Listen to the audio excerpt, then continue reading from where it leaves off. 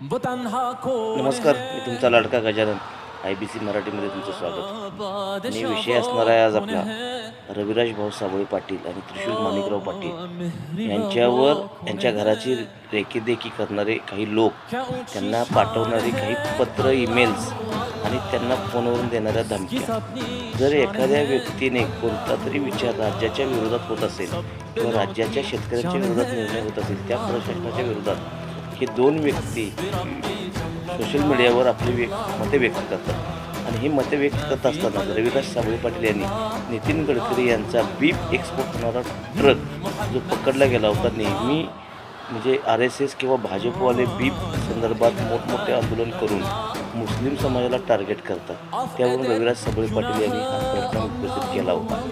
Social मीडियावर त्यांना चांगल्या प्रकारे फॉलोअर्स बी झाले होते, पण काही ठिकाणी त्यांच्या वैयक्तिक जीवनावरती काही लोकांचा आत्ता डोळा आहे किंवा त्यांची घराची देखीरेखी.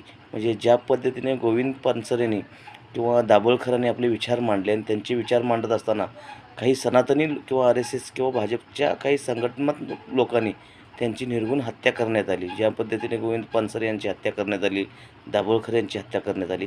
असेच बहुजन समाजाचे विचारवंत जर तुम्ही मारून टाकणार असाल किंवा मुख्यमंत्री देवेंद्र फडणवीस गृहमंत्री असताना कोणत्याही प्रकारचा त्यावरती प्रशासनाचा दबाव नसेल किंवा पोलीस यंत्रणेची कारवाई होत नसेल, तर निश्चितच यामागे काहीतरी फडणवीसांचं किंवा RSSचं किंवा भाजपच्या टीमचं, जी सोशल मीडिया प्लॅटफॉर्मवर काम करते, या टीमचं ह्या दोन व्यक्तींच्यावर विविध प्रकारे जे काही रेकी चालू आहे त्या संदर्भात पोलीस प्रशासनाने वेळेत कारवाई करावी आणि त्यांच्यावर कठोर कारवाई करण्यात यावी.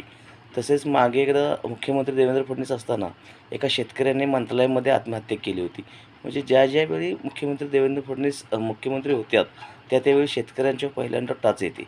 आणि ह्या बोलणारे जे काही म्हणजे रमेश पाटील असतील, आपले मगर सर असतील, परत बरेचसे जे लोक असतील, पाठक मॅडम असतील, हे असे बहुतांश सोशल मीडियावर आपले विचार मांडतात. ह्या विचारांना त्यांनी विचाराची तोड न देता त्यांच्यावरती देखरेख करणे, रेकी ठेवणे किंवा त्यांच्या सोशल प्लॅटफॉर्मवरचे हॅक करणे, असे वेगवेगळे प्रकार ह्या ठिकाणी घडत आहेत.